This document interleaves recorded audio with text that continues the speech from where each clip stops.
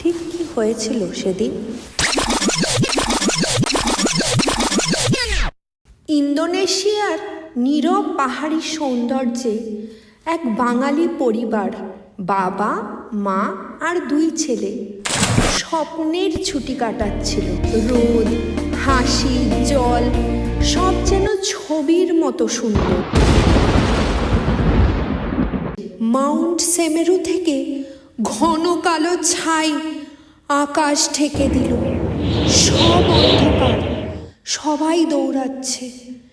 বাবা প্রথমেই অন্যদের সাহায্য করতে এগিয়ে গেলেন, আর মা ছেলেদের নিয়ে আশ্রয় খুঁজছিল। কিন্তু হুলস্থুলের মাঝে পরিবারটা এক মুহূর্তে ছড়িয়ে গেল চারিদিকে। এক ছেলে আঁকড়ে ধরেছে এক স্থানীয় পুলিশকে। আমার মা বাবাকে খুঁজে দাও। সে ঠাঁই পেল পাশের ত্রাণ শিবিরে। অন্যজন ছুটে বেড়াচ্ছিল একটু সাহায্যের আশায়।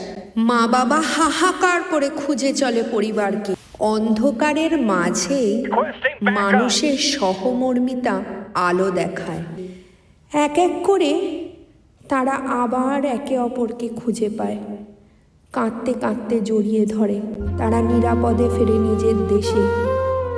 এই ফিরে আসা শুধু বাড়ি ফেরা নয়, প্রকৃতির নির্মম পরীক্ষার মধ্যেও একে অপরকে আঁকড়ে ধরে বেঁচে থাকার উপায়। ঠিক সেই দৃঢ়তাই পরিবারের আসল বিজয়।